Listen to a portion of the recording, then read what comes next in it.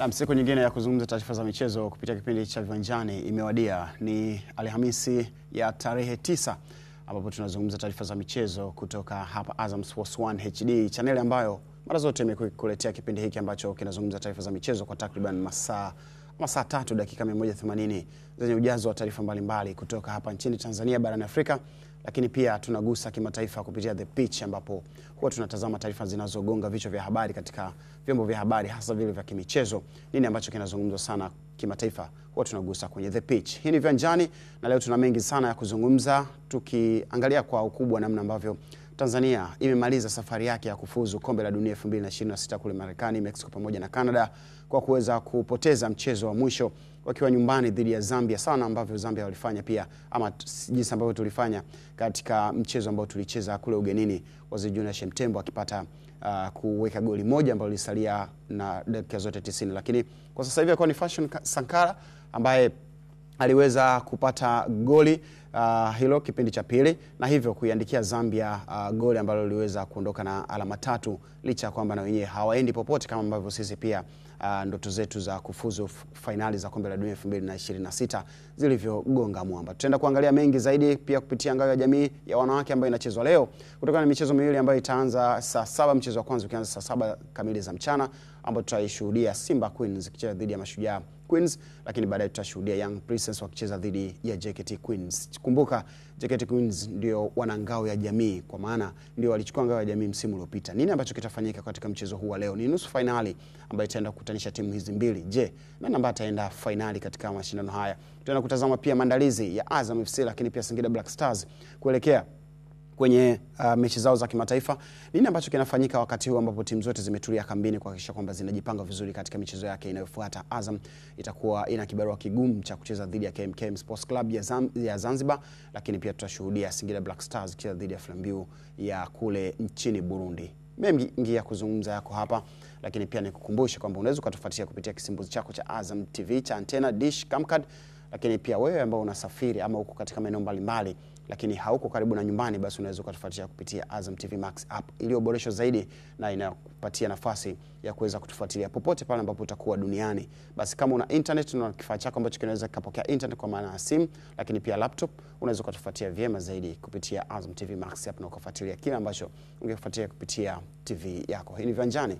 Mimi ni Mangaswali nazungumza naye kutoka Tabata TOT Dar es Salaam, kama kwa Azam TV aliposimikwa, na hapa nitakuwa na mzee wa nyama nyingi Michael Johnson Nguli, lakini pia nitakuwa na the heavyweight pandit Rashid Hamisi. Tutakuwa tunazungumza michezo kwa takriban dakika zote hizi ambazo tutakuwa hapa. Karibu na tuwe pamoja mpaka tamati, nanyi pia karibuni. Asante. Ila tumeonana kabla hapa? Hatujaonana. Nimekuona kwa mbali unakunywa chai, afa anakunywa chai. Labda kama tusalimiane kwa niaba ya watazamaji. Anakunywa chai, ushaona ile chai kavu. Chai na mruzi. Nikasema ndugu yangu, mbona au ndo ameshaanza kupungua, yani kwamba anapunguza mwili diet? Hamna, unajua matajiri hali sana. Sasa kunywa chai, vitafuno vimekaa mpaka vinavuka, wewe mwenyewe uonekani upande wa pili. Hapana, ujue baadhi, ujue watu walishe baadhi, ujue kila mtu anazungumza kivyake. Baadhi wanasema asubuhi ni vyema kushtua tumbo kidogo, vitu vikae tumboni. Alafu baadaye mchana unaweza kaangalia, lakini pia mchana jioni hivi na wewe ukaweka. Sasa nilivyoona mluzi nikasema hapa mchana tutafika kweli. Fast German inabidi asaidie. Si ndio? Aso kweli. Ni kweli? Aso kweli. Kweli. Maamuzi tu. Amna, yale sio maamuzi. Kwa step. Yale sio maamuzi. Rashid, kuna maamuzi ya vile? Hamna maamuzi ya vile. Hamna maamuzi. Sawa. Sema. Kwa mmekuwa wasemaji wa familia yangu sasa hivi. Sio wasemaji. Mashuhuda tu. Upande wa mashahidi. Mashuhuda tu. Jamani, jana tulikuwa na mchezo mmoja ambao ulikuwa unahusu Stars, mchezo ambao umechezwa pale Zanzibar. Na sijui kama kila mtu alitegemea kwamba kuna kitu kitafanyika cha ziada baada ya kuona kwamba kampeni yetu ya kufuzu pale Marekani, Canada pamoja na Mexico, ndoto zetu kufika tamati.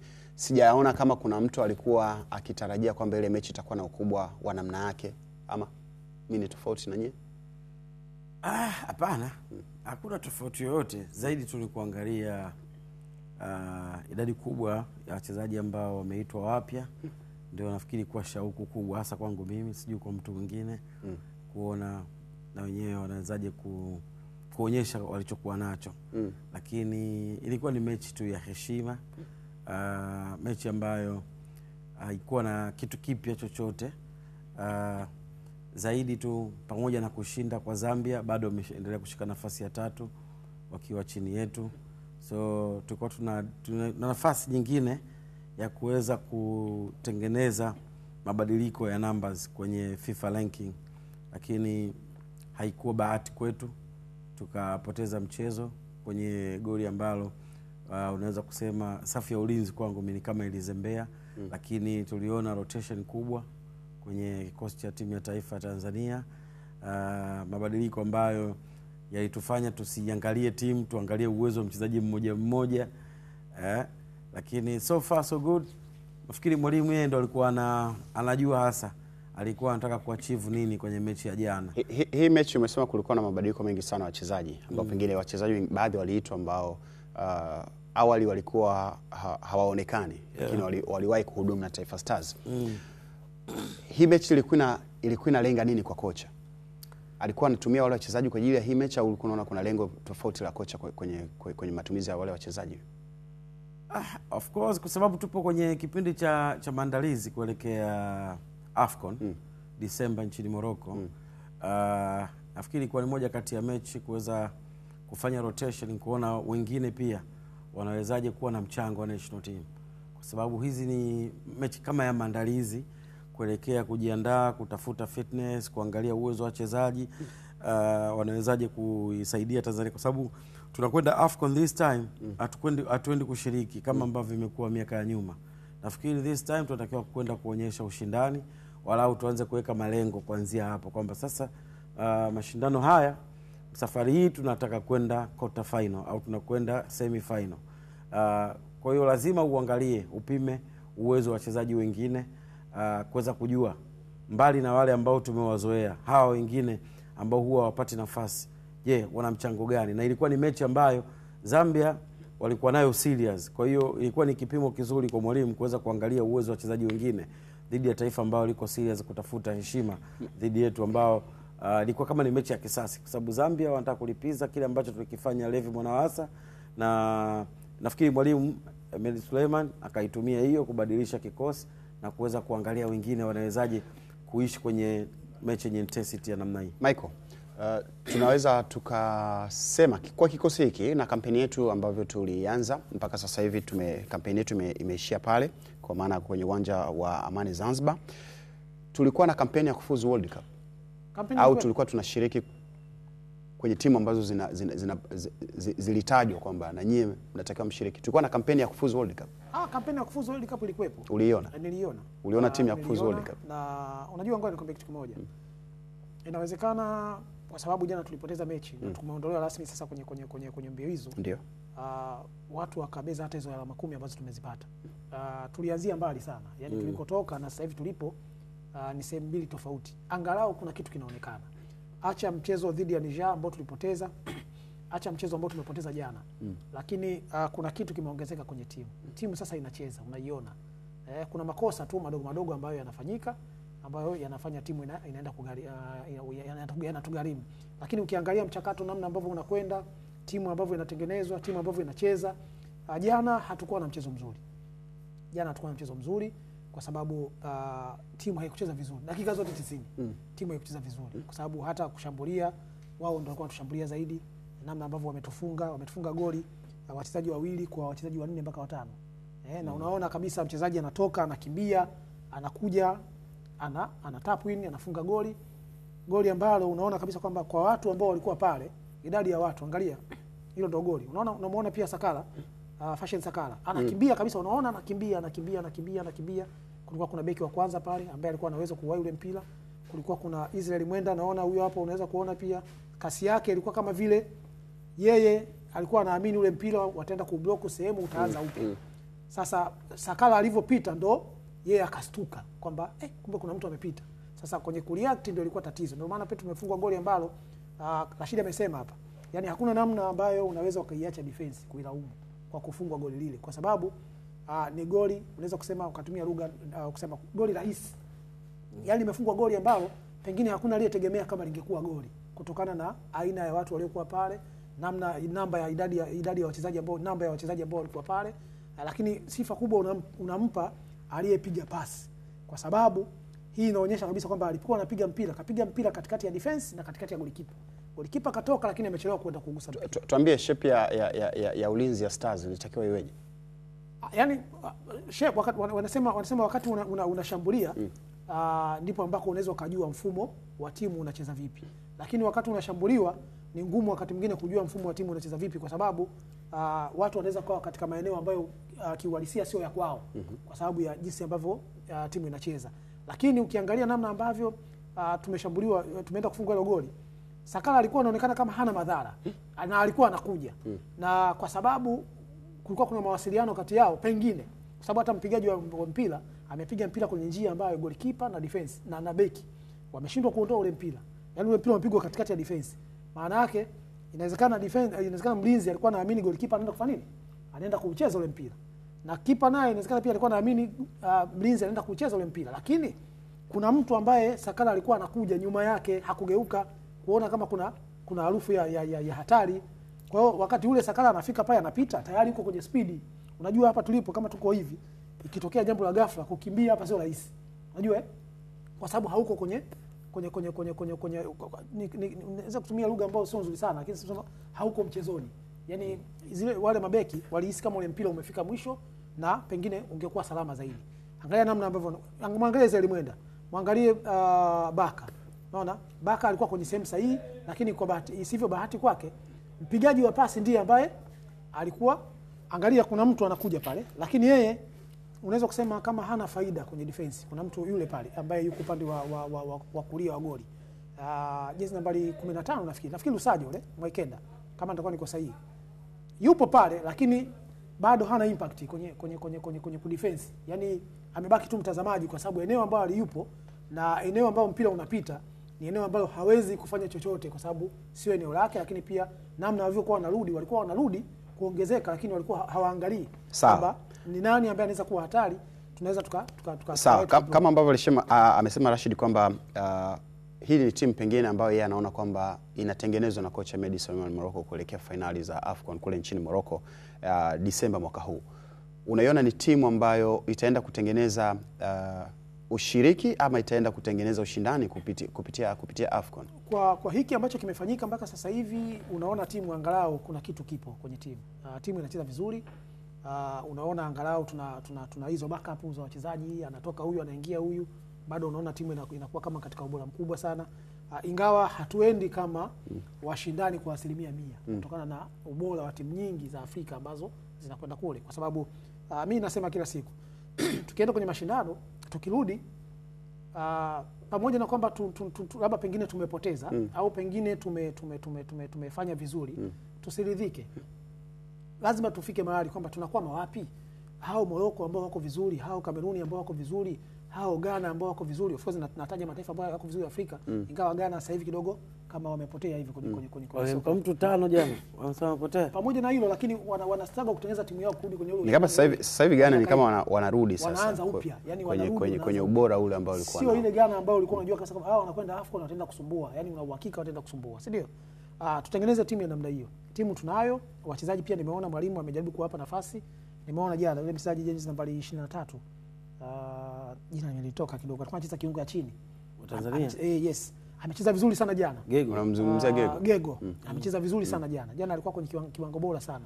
Amecheza vizuri, lakini pia nimeona pia Lalakia yule amecheza vizuri pia, ameonyesha kitu. Kwa hiyo kuna yani kwamba huyu asipokuwepo, huyu akiwepo timu inacheza. Bado japo bado hatuendi AFCON kama wapinzani ambao tunaweza tukaenda kuchukua ubingwa. Ila AFCON itumike kutengeneza kesho yetu, kwamba kesho tukienda tukifeli, tujiulize tumefeli wapi, tutengeneze timu ili tuendelee kuwa bora zaidi, kwa sababu mpaka kufikia hapa tayari timu inaonekana kuwa ina ubora mkubwa sana. Rashid, mimi nikichora picha ya Stars na mashindano mengi ambayo tunashiriki, ni kama huwa hatutengenezi timu ya kwenda kushiriki mashindano fulani licha ya kwamba tunajua kwamba mashindano yapo. Yaani kwa mfano sasa hivi tunajua kwamba 2027 kuna mashindano. Of course, yeah. Tunajua 2030 kuna kufuzu World Cup. Yeah. Tunajua baada ya hapo 2030 kuna World Cup nyingine ambayo itafanyika Saudi Arabia 2034. Tunajua kwamba kuna mashindano mfululizo yanaenda. Yapo. Sijawahi kuamini kama tumeshawahi kuishi katika kipindi cha kutengeneza timu fulani maalum kwa ajili ya kushiriki mashindano fulani ambayo yatakuwa ni maalum kwa ajili ya hicho kikosi. Nazungumza hivi, nimekuuliza ukasema kwamba uliona Stars ilikuwa kwenye mpango wa kufuzu World Cup. Uliona. Ukiangalia kwenye haya makundi, mimi ndo nimekujibu hivyo. Mimi ndo nimejibu. Michael. Mimi ndo nimejibu. Sawa. Wewe hukuiona Rashid. Endelea kuuliza swali lako. Sawa. Kwa hiyo ukiniambia kwamba ama nikisikia kwamba Stars ilikuwa kwenye mpango wa kufuzu World Cup kwa kikosi, kwa wachezaji, kwa kila kitu ambacho kilifanyika kwenye hizi kampeni za msimu huu za kufuzu World Cup 2026, mimi nitakataa. Hatukuwa kwenye mpango wa kufuzu World Cup, ila tulikuwa kwenye mpango wa kushiriki katika zile timu ambazo ziliandaliwa kwenye yale magroup. Tulikuwa ni miongoni mwa timu ambazo zinashiriki kupambana kutafuta hizo alama ambazo pengine. Jana nikamuuliza mtu kwamba tuseme mpira unadunda, sawa? Mpira unadunda. Ila sio kwenye maji. Sio kwenye maji au kwenye tope. Mpira umedunda. Katika lile kundi imetokea bahati mbaya au nzuri. Tumeongoza lile kundi, tumeenda World Cup. Tungeenda World Cup kwenda kama timu ambayo imefuzu kwa sababu ya kimbinu, ama tungeenda World Cup kwa sababu ya bahati. Akasema kwamba tungeenda World Cup na hii timu wachezaji wangebadilika. Nikauliza wangebadilika wangetoka wapi? Sema wangetoka huko wanakotoka kuja kucheza World Cup. Nikasema sawa. Unakumbuka Ujerumani ambayo ilichukua kombe la dunia nchini Brazil? Kile kikosi, Ujerumani ni taifa kubwa, ni miongoni mwa mataifa makubwa sana duniani. Iwe ni kiuchumi, kijeshi, japo sasa hivi lakini kila kitu ni miongoni mwa mataifa ambayo unaweza kusema kwamba ni mataifa makubwa. Lakini walikaa wakaandaa timu ambayo inaenda kushinda kombe la dunia kwa miaka mingi sana. Kwa miaka mingi sana. Unaamini kwamba tutakuja kufuzu siku moja World Cup kwa kucheza tukiamini kwamba leo tunaweza tukashinda huu, tukishinda na ule kwa calculator? Dunia inaenda kasi sana. Sasa hivi kuna ongezeko la numbers kutoka kwenye timu 5 kwenda kwenye timu 9. Afrika ina timu 9, sawa? Yes. Yeah. Kwa maana ili uende World Cup inaonekana kwamba yani inatakiwa pia uwe ni miongoni mwa mataifa ambayo yanafanya vizuri sana Afrika kwenye soka tu la Afrika, si ndio? Tumefikia hatua hii. Ndio ninachosema, kwenye hayo mabadiliko vitu viwili kwa haraka ambavyo vinaweza vikawa ni chanzo cha wewe kufuzu kombe la dunia. Cha kwanza ni maandalizi ya kweli. Maandalizi ya kweli kabisa. Kuna taswira mbili kwenye hayo maandalizi ya kweli. Kuna maandalizi ya kutamani kushiriki kombe la dunia, fainali za kombe la dunia. Alafu kuna maandalizi ya kwenda kushindana kwenye fainali ya kombe la dunia. Sisi bado tunatamani kushiriki fainali za kombe la dunia. Kwa hiyo kwenye kutamani kushiriki kombe la dunia yanaweza yakatokea yote mawili. Kwa maana ya utayari wa wachezaji, kwa maana ya kuamini kwamba anatakiwa kila mmoja aongeze jitihada mahala alipo, ili kuweza kupata exposure na experience zaidi, kuweza kukabiliana na wapinzani wagumu linapokuja swala la national team wakati anaitumikia klabu yake. Jambo jingine inaweza ikawa ni maandalizi bora ya mpango kazi wa muda mrefu wa taifa zima. Yani kwa maana ya kuamini kwamba let's say mfano sisi tuna under 20 ambao walikuwa AFCON. Si ndio? Wale wakina Pipino, wakina Lawi, wakina Kondo, si ndio? Tuna vijana hawa wakina Kasami. Ni idadi kubwa wachezaji wamekwenda AFCON. Walipata tiketi kwa sababu walifika fainali. Ndio. Baada ya hapo tumekwenda kule, tumepoteza goli 1-1 mpaka tumetoka. Sasa ukitaka kujua kwanza, idadi kubwa ya wale wachezaji wa under 20. Idadi kubwa ya wachezaji wa under 20 wamepata bahati. wote wale wanacheza ligi kuu ya Tanzania. Na wengi wanaanza kwenye vikosi. Wengi wanaanza, wengine hawaanzi. Lakini kitendo cha wao kucheza tu ligi kuu, hiyo kwao ni exposure tayari. Si unanielewa? Jambo la pili ni kuangalia tunaondokaje kutoka kwenye ile hatua kwenda kwenye hatua ya pili. Yaani kwa maana kwenye ile phase ya kwanza kwenda kwenye phase ya pili. Sasa kwenye wale under 20 ambao tulikuwa nao, tuna wajengaje wale ili tuweze kuwategemea 2025 au na 27. Manake hapo kunakuwa kuna mkakati maalum. Mkakati ambao wale utawafanya wakue. Wakishakuwa, manake wale sasa watajitengeneza mentality, wataweza kushindana na mataifa mengine. Kwa sababu wale ni vijana wadogo. Si ndio? Tuamini hivyo, ni vijana wadogo. Kwamba kama 2024, 25 wana miaka 20, manake kufikia 27 watakuwa na miaka mingapi? Watakuwa na miaka 23. Si ndio? Manake 23.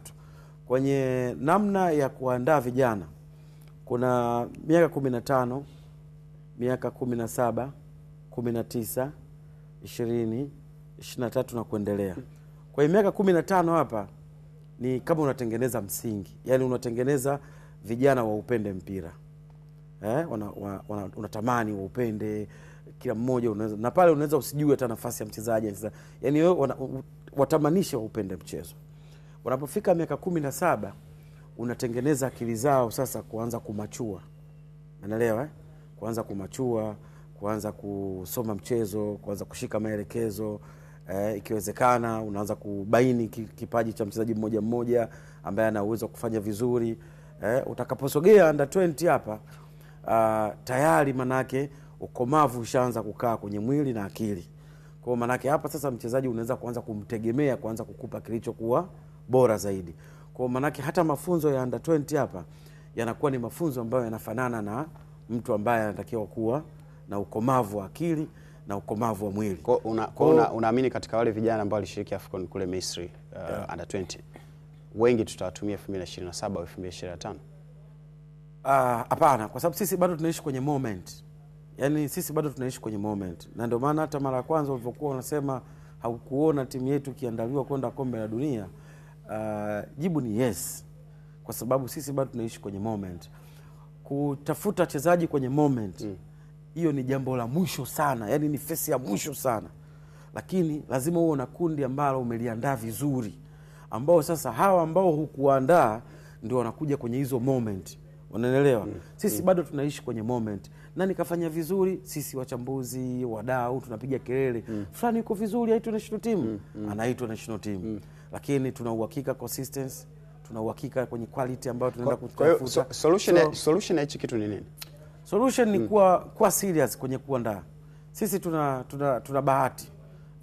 Mwaka jana kalenda 2024 tulifanikiwa kwenye level nyingi sana za vijana na senior team. Wale vijana ambao tumewatazama, kama tutakuwa na budget ya kutosha, tunaweza kuiga yaliyokuwa bora kwa wenzetu. Kwa sababu hivi ni vizazi ambavyo vinapandikizwa. Ni vizazi ambavyo na bahati nzuri sasa hivi connections zinaanza kukubali. Kwa hiyo ni rahisi zaidi kwenda kuwatengenezea chano ambazo hawa wanaweza kuja kukua kwa bora zaidi. Leo hii tunawazungumza wakina Sari, tunawazungumza kina, lakini ukiangalia background zao unaona hawa ni vijana ambao wamekuwa kwenye maakademi ya Hispania, Ufaransa, Uholanzi, sio wapi. Kwa kama ni huko ndiko ambapo mpira wa kweli unapatikana na level ya kushindana, basi hata sisi tunaweza tukaanza kuiga. Ili sasa tutapokuwa na kundi kubwa ambalo tumeliandaa, tuweze kusema tuna uhitaji wa kwenda 2027 ambapo sisi tutakuwa tunaandaa AFCON, tuwe na uhakika kwamba tunakwenda kushinda hii. Na ndio maana challenge iliyofanyika hapa, mimi nikiwa mmoja wapo, niliamini tutafanya vizuri, ni kwa sababu ni mashindano ambayo yanahusisha ligi za ndani. Na unapohusisha ligi za ndani, maana yake kitu cha kwanza unaenda kutafsiri ligi yenyewe husika, yani ligi yenyewe husika, kwa sababu ndio wachezaji wanatoka huko. Sasa ukienda kwenye hiyo tafsiri, ukiangalia Simba, Yanga na vilabu vingine vilikuwa vinatoa wachezaji ambao ushindani wao ulikuwa sio rahisi kufananisha na mataifa mengine. Na ndio maana nilikuwa na matumaini kwamba sisi tungefanya vizuri. Lakini napokuja sasa swala la ujumla wa umoja wapo, si ndio? Kuna vitu ambavyo tunatakiwa tuwe serious. Kwenye maandalizi ya kombe la dunia huwezi kuishi na wachezaji wa moment kwamba leo Mangasole kafanya vizuri basi aje. Anaweza kukusaidia kushinda mechi, lakini hawezi kukusaidia mtiririko kwenda kufuzu kombe la dunia. So kombe la dunia tunahitaji maandalizi ya kweli, maandalizi ambayo mtayawekea plan miaka 3, 4, 5 tunaweza kuparticipate. Sawa, huyu ni Rashid Hamisa akizungumza kuhusiana na kile ambacho tunakijadili hapa kwa muda huu, ni kuhusu kikosi cha Taifa Stars ambacho kilicheza mchezo wake wa mwisho kufuzu kombe la dunia jana, na mchezo huu kumalizika kwa kupoteza kwa bao 1-0 kwenye uwanja wa Amani Zanzibar, mchezo ambao uliushuhudia. Lakini ni mengi sana sasa yakazungumzwa kuhusiana pia na hali ya kikosi, jinsi ambavyo kocha Ahmed Suleiman Morocco pia aliweza kutumia baadhi ya wachezaji katika mchezo huo. Lakini Rashid Hamisi akigusia pia kwamba kuna pengine yeye anadhani kwamba kikosi kile ama taswira ya kikosi kile ilikuwa ikionekana vile kwa sababu tunaelekea kwenye mashindano mengine makubwa ya Afrika, yani AFCON, ambayo inafanyika kule nchini Morocco na itakuwa ni Disemba mwaka huu. Je, kikosi hicho jinsi ambavyo unavyokiona kitakuwa ni cha ushindani au kuna mambo mengine ambayo yataenda kufanyika huko? Pengine ametamani tuweze kufika hata robo finali, kwa maana twende kama timu ambayo itaenda kutoa upinzani. Hii ni Viwanjani, baba wa vipindi vyote vya michezo nchini Tanzania. Tunazungumza naye kutoka Tabata TOT Dar es Salaam. Nikutajie tu kifupi baadhi ya timu ambazo zimeongoza kwenye makundi yao. Kwenye kundi A ameongoza Misri ambaye mpaka sasa hivi ana alama 23 baada ya kucheza michezo 9.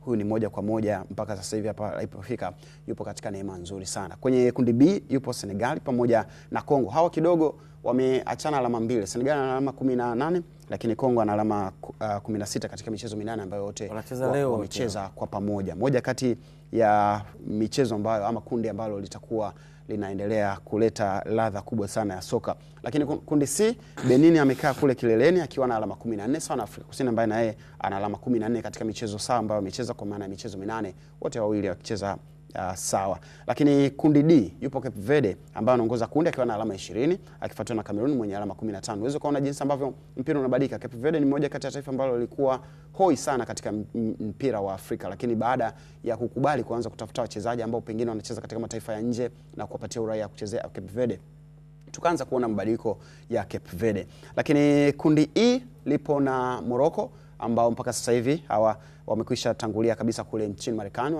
wanatarajia kwanza tu kutafuta hoteli ya kwanza kufikia. Ni Morocco ambaye ana alama mpaka sasa hivi 21, lakini akifuatiwa na Niger ambaye ana alama 12 baada ya jana pia kupata ushindi wa magoli 3-1 dhidi ya Kongo. Lakini kundi F yupo Ivory Coast anaongoza kundi akiwa na alama 20 akifuatiwa na Gabon ambaye ana alama 19. Unaweza kuona jinsi ambavyo hali ilivyo. Algeria yupo kwenye kundi G akiwa na alama 19, anayemfuatia ana alama 15. Huyu ni Uganda. Unaweza kuona jinsi ambavyo na Uganda na mwenyewe kapambana kutafuta alama. Kundi H yupo Tunisia ambaye anaongoza akiwa na alama 22. Huyu ameshaanza kutafuta hoteli ya kufikia kule nchini Marekani, Canada au Mexico ambapo atakuwa mipangwa, lakini anayemfuata ni Namibia ambaye ana alama 15. Lakini kundi E yupo Gabon, kundi A yupo Gabon, yupo Ghana ambaye ana alama 22. Huyu naye tayari akishaanza kuzungumza na ndugu zake walio kule waweze kumpokea. Lakini Madagascar ana alama 22 katika michezo ambayo amecheza na wamebakiza mchezo mmoja pekee, kwa maana wana mechi 10 na washacheza mechi 9. Lakini kutajia best losers jinsi ambavyo hali ilivyo, yupo Gabon ambaye ana alama 19, yupo Madagascar mwenye alama 19, yupo Burkina Faso mwenye alama 15, yupo Cameroon mwenye alama 18, yupo Kongo mwenye alama 16, Namibia mwenye alama 15, Uganda 15, Afrika Kusini mwenye alama 14, lakini wa mwisho katika kundi ama best losers ni Niger ambaye ana alama 12. Hali iko hivyo. Tulitamani tuende kama best loser Mexico. Mambo yakawa pia magumu. Mambo magumu. Yani kote njia zote ngumu. Njia pekee ni maandalizi. Yani mimi naamini njia pekee ni kutengeneza kizazi hata tutakachokipatia miaka 15 mpaka 20.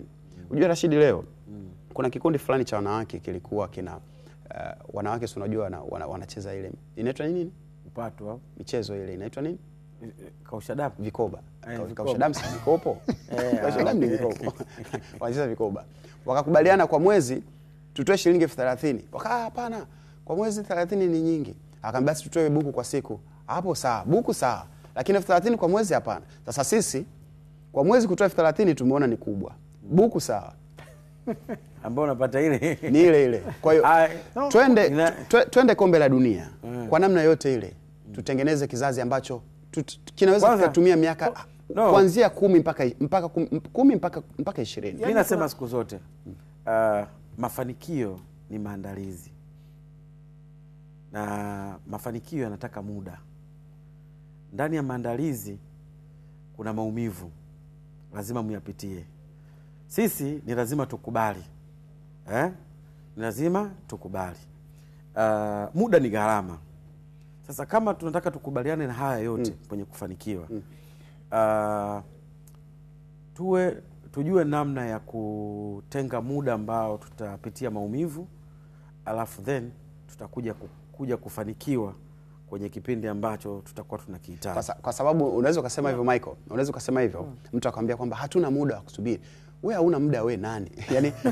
yani Tanzania useme hauna muda. Wajerumani walisubiri zaidi ya miaka 10 kutengeneza kizazi cha dhahabu ambacho kilienda kusumbua dunia. Yes, tena rudi hapo Ujerumani. Ujerumani wakati wana wenyeji wa kombe la dunia 2006, wao target yao ilikuwa kufika nusu finali. Kwa sababu walikuwa kichekecha hivyo, naona kabisa wao hawana timu ya kuchukua ubingwa. Lakini kuanzia pale wakaanza kuwekeza kwenye timu za vijana. Nafikiri Ujerumani ndio timu ambayo ndio taifa ambalo lina academy nyingi zaidi. Kuanzia kuanzia vyuo vya makocha mpaka timu za vijana, kwa sababu serikali imeweka nguvu pale.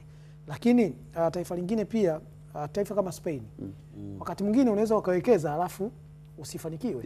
Mfano kama Spain amewekeza kwa muda mrefu hakufanikiwa. Fikiria kama akina Raul Gonzalez, akina Ivan de la Peña, wale akina Morientes, walikuwa na wachezaji wengi sana mastaa, lakini hawakufanikiwa kipindi kile. Wakaja baadaye wakaanza na chini kabisa, wakaanza timu za vijana, lakini wakaenda licha kwamba hawakufanikiwa, lakini unaona kwamba ni timu ambayo haibahatishi pengine inapokuwa inaenda. Of course haibahatishi, lakini ilikuwa haina, unasema inakosa bahati, ingawa ilikuwa na wachezaji wazuri. Lakini pia inawezekana pia walifanya research, wakagundua wanakosea wapi, wakarudi kwenye timu za vijana. Wakaanza timu za vijana. Leo unapozungumza miaka 10 iliyopita Spain kasumbua sana. Yaani Spain anasumbua mpaka sasa hivi. Ni watu ambao wanasumbua. Wamechukua Euro wa vijana, wamechukua kombe la wanawake, walichukua Euro 2008 chini ya Aragones, wakachukua World Cup 2010, wakachukua tena Euro 2012. Hii miaka unaona wametengeneza timu za vijana. Na sasa hivi unavyozungumza timu yao ya taifa bado ni tishio.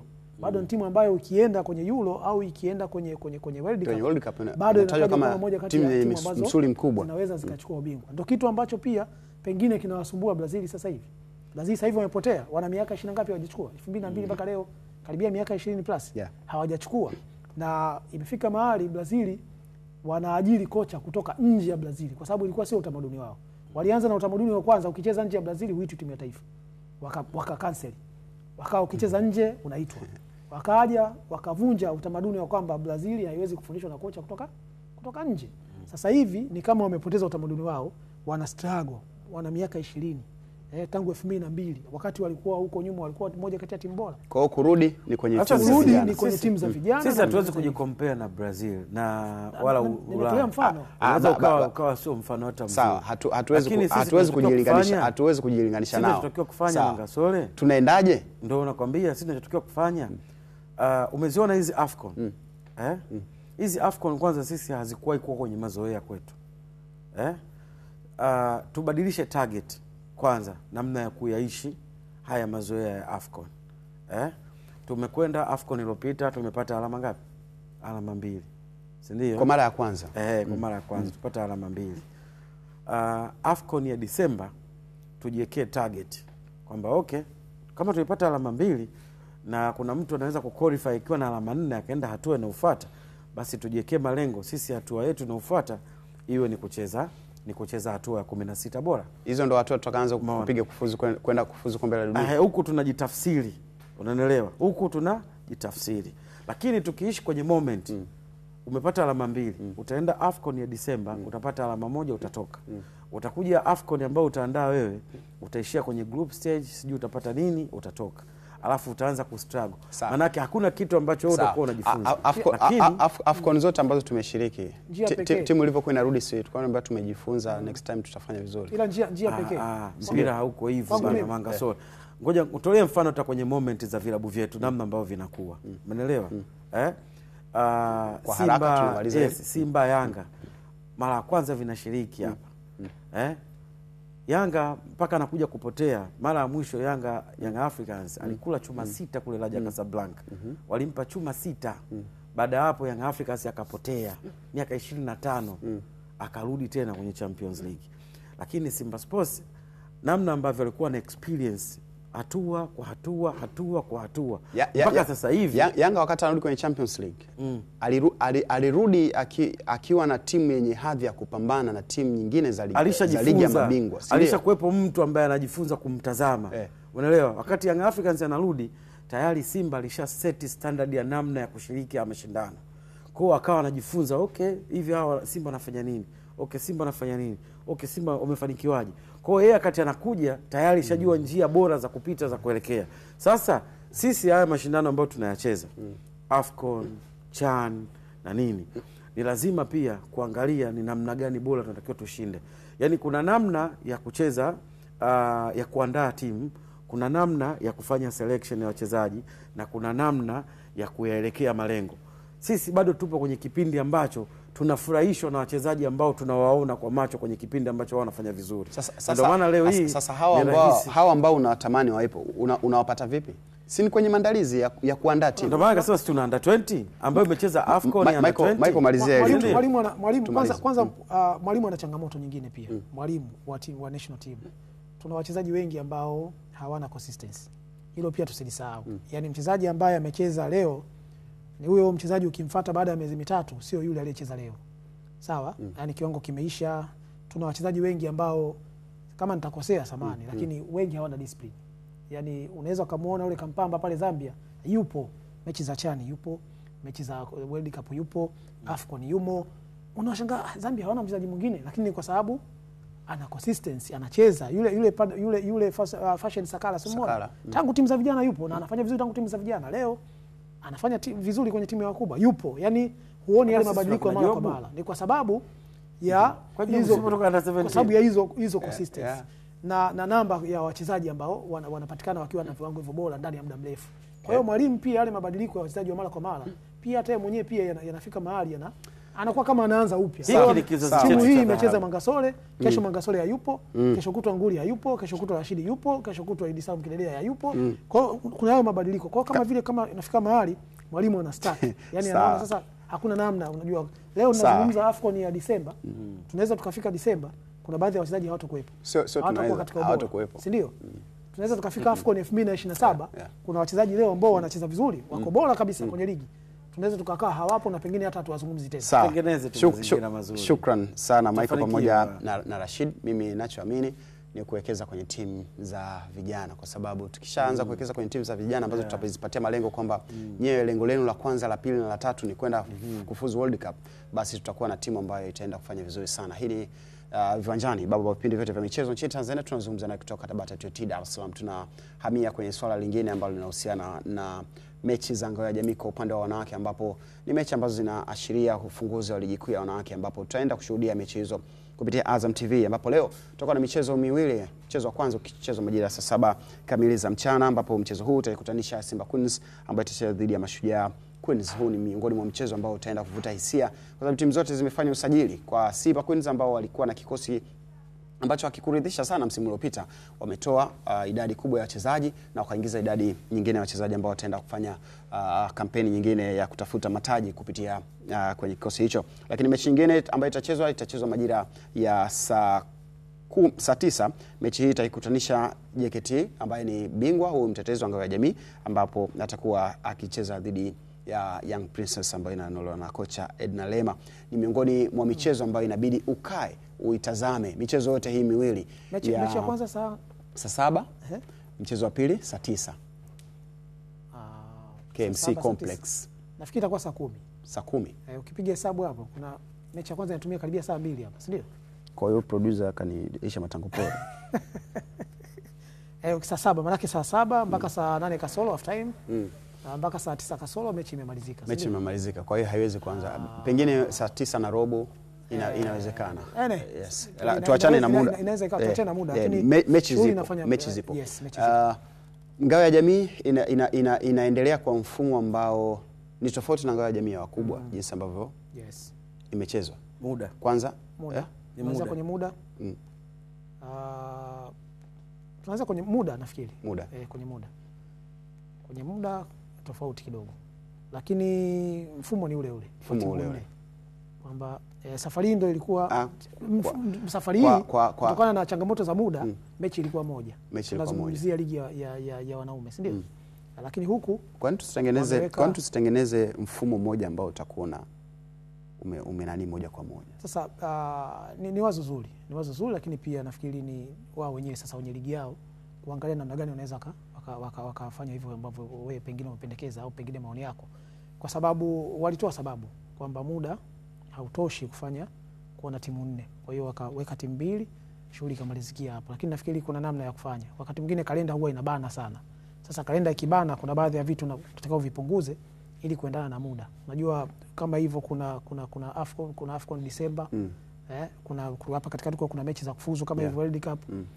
Kuna hizi timu pia zinazoshiriki mashindano ya kimataifa Afrika zipo pia. Kwa hiyo unaona kalenda namna ambavyo imebana. Lakini huku kwa wanawake kidogo ratiba yao haijabana sana, kwa sababu tuna mwakilishi mmoja tu JKT ambaye ataenda kuwakilisha kimataifa. Kwa hiyo unaweza kuona huku wameona ratiba ibaki hivi hivi. Ingawa tunategemea kuona mechi ngumu kati ya hizi timu. Ingawa mechi ya kwanza Simba dhidi ya Mashujaa unaweza ukaona hapa Simba nafasi kwa sababu ya uzoefu wao kwenye ligi, ubora wao kwenye ligi ambao tumewaona mara kadhaa. Ni timu ambayo ina watu wana experience kuanzia kwenye makocha, kuanzia kwenye wachezaji. Hiyo inaweza kawapa wao faida pengine kuonekana kama ni timu ya kwanza uwanjani. Lakini kwa Mashujaa wao pia ni moja kati ya timu ambazo zimefanya vizuri sana. Na kumbuka msimu uliopita ni moja kati ya timu ambazo zilikuwa za safu bora ya ushambuliaji. Ingawa kwenye defense kidogo kuna changamoto, lakini naamini usajili wao waliofanya tunaweza kwenda kuona mechi nzuri zaidi. Kwa hiyo naamini itakuwa mechi bora zaidi. Ingawa Mashujaa kuwa hapa pengine ni mkakati wa Mashujaa yenyewe, kwa maana Mashujaa timu ambayo inacheza ligi kuu ya wanaume, na jeshi lenyewe moja kwa moja kuona kwamba tunatakiwa tuwe na timu zote ambazo ni bora, kwa maana ya timu ya wanawake lakini pia na timu ya wanaume. Huu ni mkakati maalum ambao unaona pengine unaweza kuzaa matunda hivi karibuni? Kabisa. Kwa sababu kwanza kumaliza nafasi ya 4 kwenye ligi ya wanawake wakati ndio mmeanza sio jambo dogo. Unajua sio jambo dogo. Kwa hiyo unaona namna ambavyo wanajaribu kutengeneza timu. Tumeona JKT moja kati ya mimi kwangu ndio tunaweza kusema ndio timu bora ya wanawake Tanzania mpaka sasa hivi tunavyozungumza. Lakini pia wana faida ya kuwa walikuwa kwenye mashindano, walikuwa kwa mchezoni. Unaona namna ambavyo wako kwenye mashindano. Mashujaa Queens ni timu ambayo inakuja kuongeza timu za taasisi ya jeshi, si ndio? Kwenye ligi ya wanawake. Namna ambavyo JKT wanafanya vizuri. Naamini na Mashujaa Queens baada ya miaka 2-3 tunaweza tukaona kwenye level hiyo ya JKT, kwa sababu wao pia naamini sera zao zitakuwa zile za JKT kwa sababu taasisi ni moja.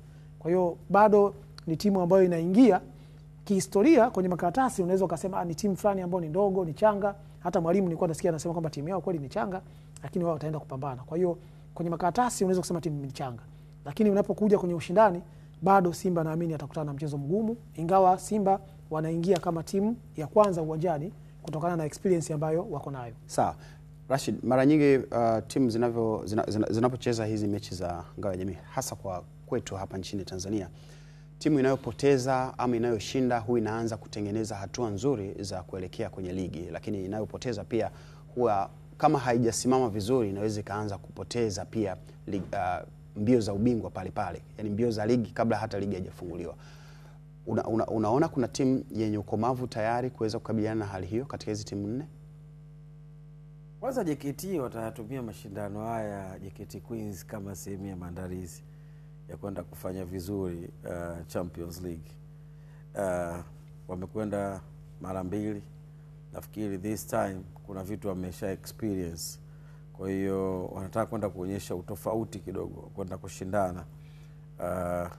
Ili sio rahisi sana kwa sababu ukiangalia JKT na JKT Queens pamoja na Simba Queens ni kama vilabu vile ambao vinabadilishana uchampion wa ligi ya Tanzania kwa wanawake.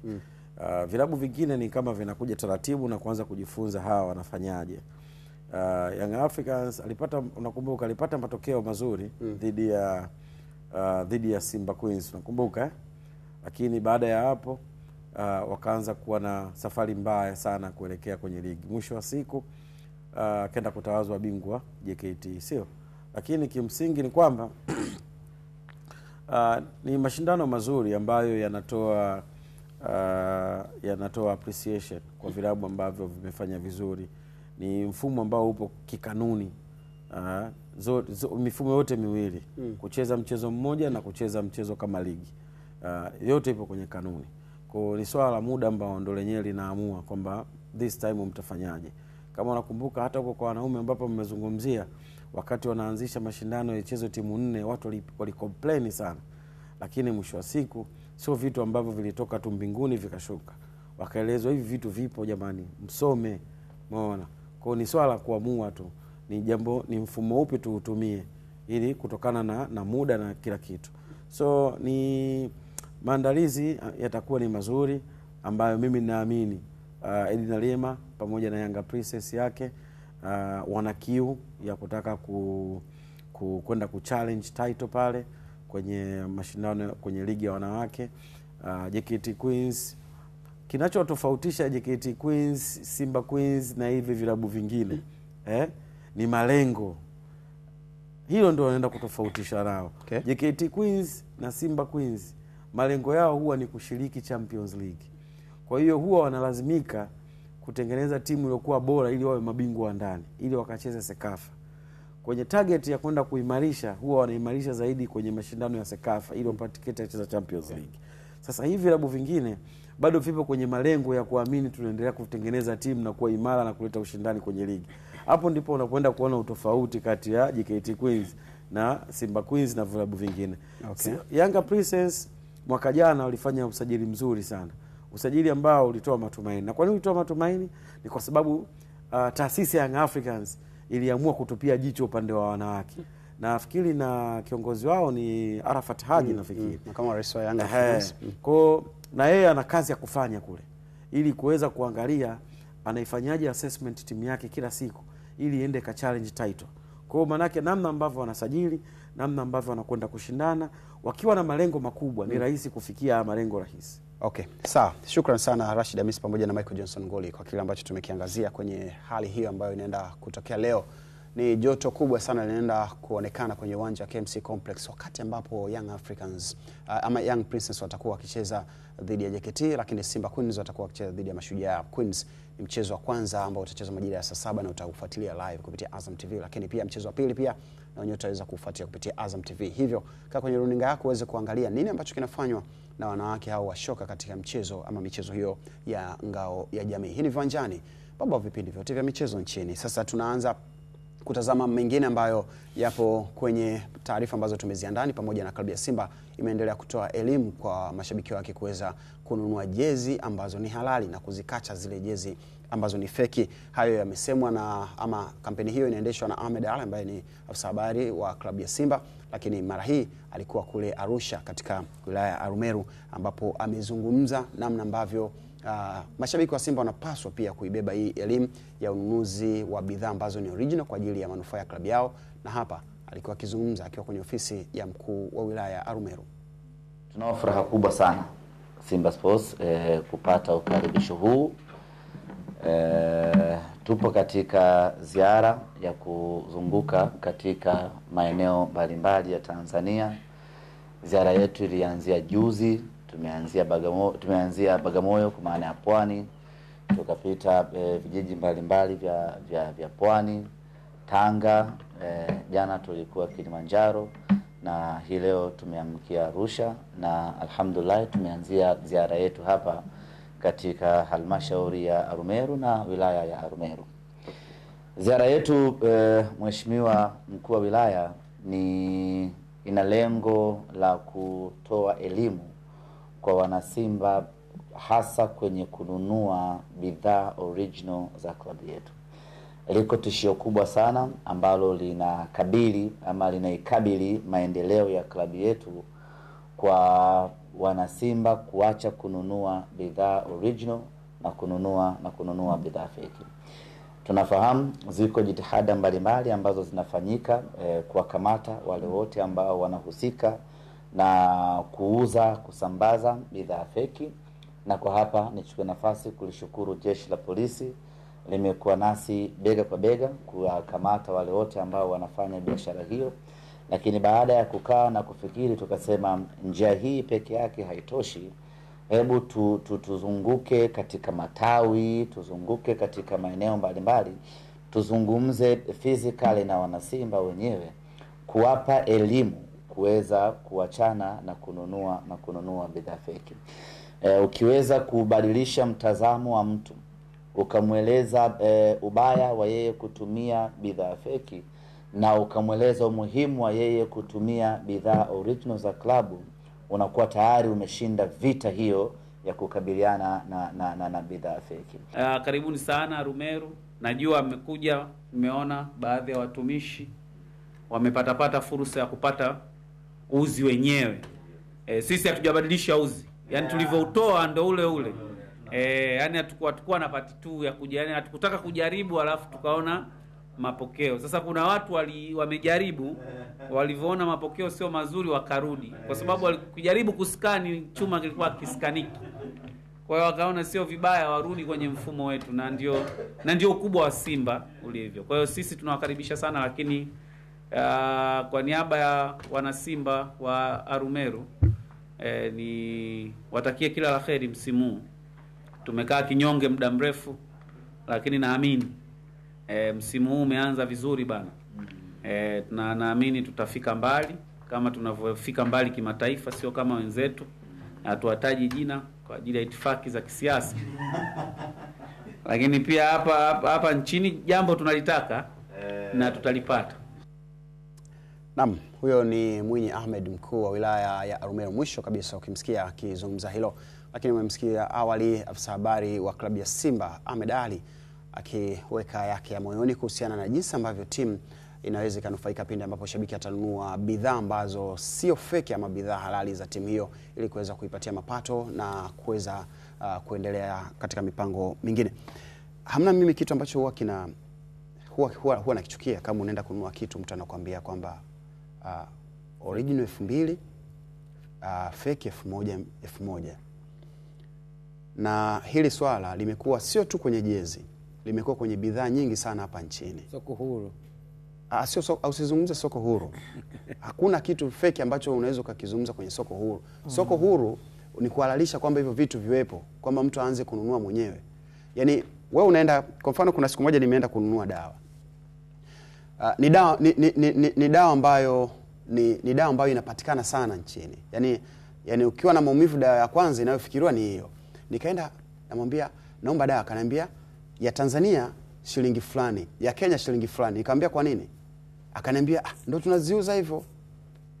Ya Kenya kidogo iko hivi, ya Tanzania iko hivi. Kwa hiyo nikamwambia kwa nini dawa ni moja, yani inafanya kazi moja, lakini mnaziuza katika bei ambayo iko tofauti. Siku moja pia nikaenda kununua bidhaa moja, ni bidhaa ya chakula. Wakaniambia hivyo hivyo.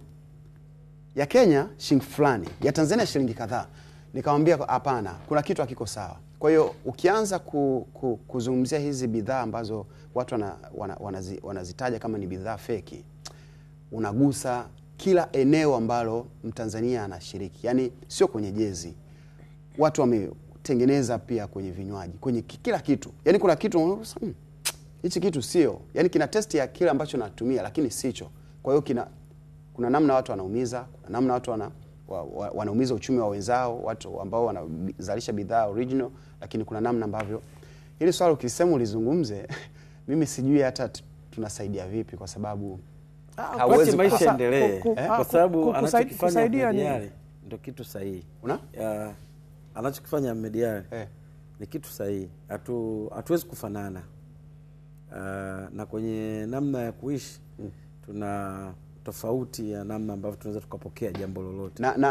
Anachokifanya Mediali ni kueneza elimu iliyokuwa bora, kile ambacho wanatamani kiwafikie watu wengi. Na unajua, kwa sababu hata leo hii ukinunua jezi za kutoka Ulaya, wewe unazinunua kwa shilingi ngapi? Sawa. Hapo nilikuwa nataka nizungumze.